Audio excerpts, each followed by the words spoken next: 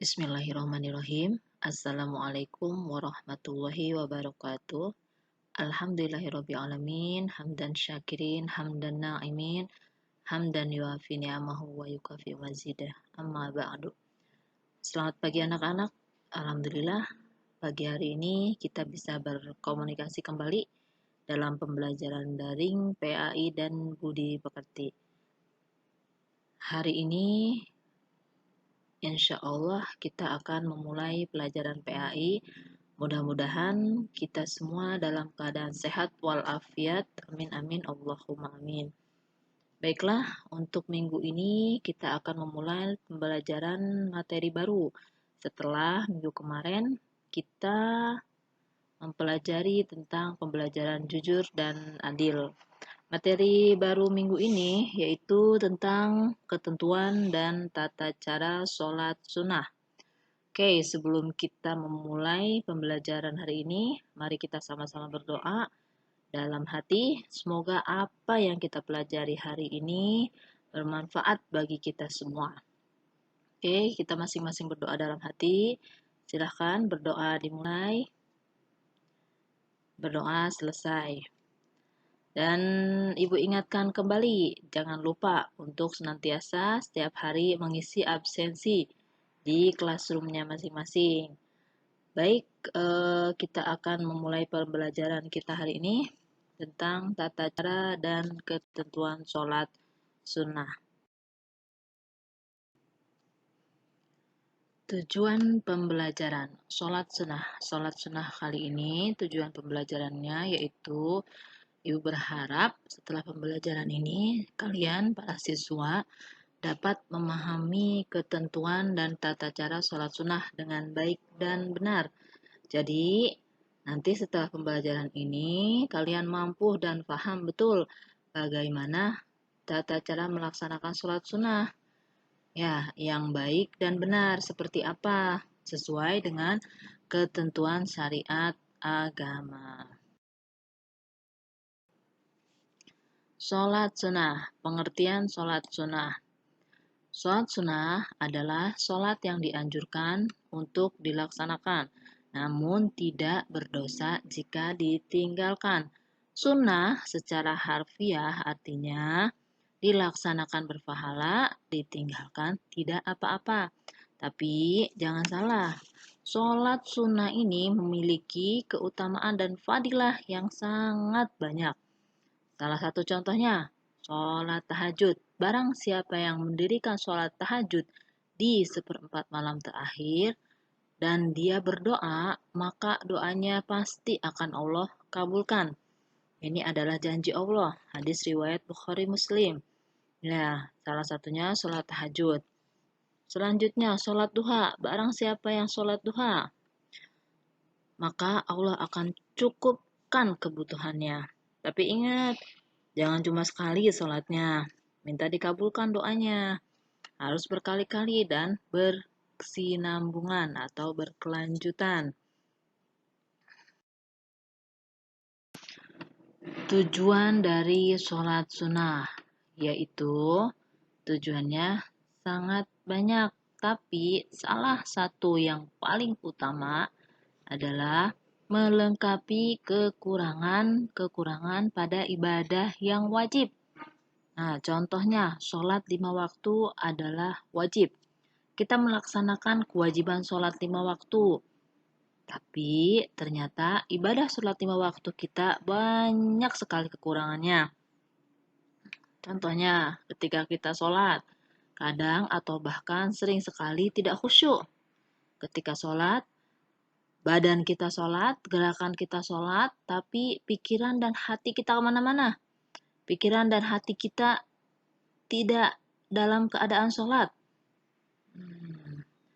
Kadangkala ketika sholat kita memikirkan tugas sekolah, memikirkan teman-teman kita, memikirkan besok harus seperti apa, besok jalan-jalan sama teman. Bahkan tidak jarang kunci yang hilang pun bisa ketemu ketika kita sholat. Luar biasa, banyak sekali kekurangan kita dalam sholat fardu ini. Nah, disinilah salah satu peran dari sholat sunnah yaitu melengkapi kekurangan-kekurangan yang ada pada ibadah wajib kita. Selanjutnya ini adalah bagan atau diagram sholat sunnah. Sholat sunnah terbagi 3. Sholat sunnah yang hanya boleh dikerjakan berjamaah. Hanya boleh dikerjakan berjamaah, tidak boleh sendiri-sendiri. Nah, yaitu sholat sunnah Idul Fitri, Idul Adha, sholat khusuf. Khusuf adalah khusuf, sholat gerhana matahari, khusuf, sholat gerhana bulan. Sholat istisqa, ini adalah sholat sunnah yang hanya boleh dikerjakan berjamaah atau bersama-sama. Yang kedua, sholat sunnah munfarid atau sholat sunnah yang hanya boleh dikerjakan secara munfarid, sendiri-sendiri, tidak boleh berjamaah. Yang pertama, sholat sunnah rawatib, sholat sunnah tahiyatul masjid, sholat sunnah istikharah, sholat sunnah hajat. Yang ketiga, sholat sunnah yang boleh dikerjakan berjamaah dan boleh dikerjakan secara munfarid atau sendiri-sendiri. Di antaranya sholat tarawih, sholat witir, sholat duha, sholat tahajud, dan sholat tasbih. Ini adalah macam-macam sholat sunnah. Ya, tapi pada kesempatan kali ini kita akan mempelajari tentang sholat sunnah yang hanya boleh dikerjakan berjamaah. Sholat Idul Fitri, Idul Adha, khusuf, dan istisqa. Sholat sunnah berjamaah. Kita lihat penjelasannya. Yang pertama yaitu bagian dari sholat sunnah berjamaah, sholat idain. Apa yang dimaksud sholat idain? Sholat 2 idul, Idul Adha dan Idul Fitri. Ya. Nah, tata cara dan ketentuannya seperti apa? 1. Waktu sholat id adalah mulai terbit matahari hingga sebelum waktu zuhur. Nah, sholat Idul Fitri dikerjakan tanggal 1 Syawal, Idul Adha 10 Zulhijjah. Terdiri dari 2 rakaat, diawali dengan niat takbiratul ihram, kemudian takbir 7 kali pada rakaat pertama, dan takbir 5 kali di rakaat yang kedua. Di antara bacaan takbir itu ada bacaan tasbih, yaitu subhanallah walhamdulillah wala ilaha illallah wallahu akbar. Nah, usahakan kalian hafal. Ya, jangan cuma setahun 2 kali. Nah, ini adalah ketentuan tata cara sholat Aidain, Idul Fitri dan Idul Adha. Selanjutnya yaitu sholat gerhana bulan atau disebut dengan sholat khusuf dan sholat gerhana matahari khusuf. Nah, tata caranya seperti apa? Nah, dilaksanakan ketika terjadi gerhana dan gerhananya belum lenyap ketika kita melaksanakan sholat tersebut. Nah, sebaiknya dilaksanakan di masjid atau di musola. Terdiri dari 2 rakaat, diawali dengan niat dan dilanjutkan dengan takbiratul ihram, doa iftitah, al-fatihah, surat atau ayat Al-Quran, ruku, i'tidal, sujud. Nah, dilanjutkan dengan rakaat kedua, dan rakaat yang kedua gerakannya sama seperti gerakan rakaat yang pertama. Nah, diakhiri tahiyat akhir dan salam. Setelah sholat, nah, akan ada khutbah. Khutbahnya mengenai apa? Nah, mengenai fenomena kejadian gerhana tersebut. Nah, ini adalah tata cara sholat gerhana.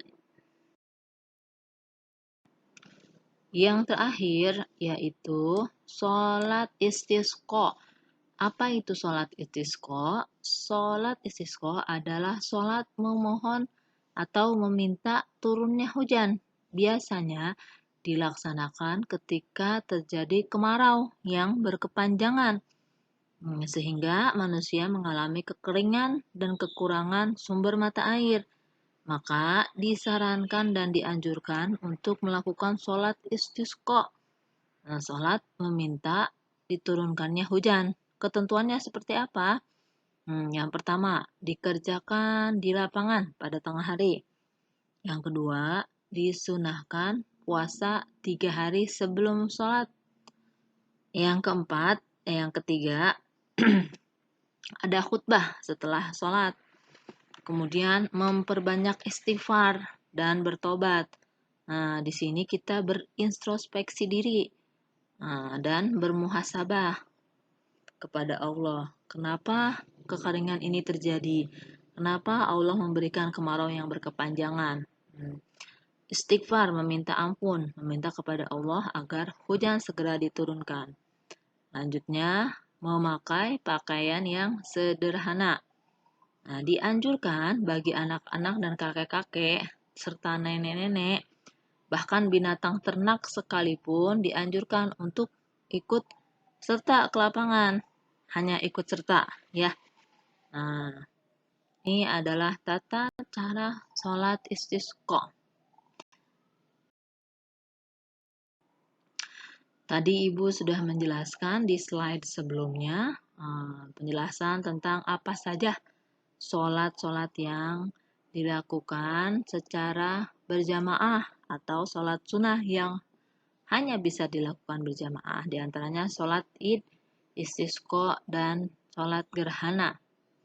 Nah, untuk praktiknya atau untuk lebih lengkapnya bagaimana gerakan sholatnya, kalian bisa melihat di link YouTube ini. Silahkan kalian copy, paste, dan kalian buka link YouTube-nya. Di situ lengkap bagaimana tata cara gerakan sholat Idul Fitri, bacaan serta niatnya, tata cara sholat istisqa, bacaan serta gerakan dan niat sholatnya seperti apa, dan yang terakhir tata cara sholat gerhana matahari dan gerhana bulan, bacaan dan gerakan sholatnya seperti apa.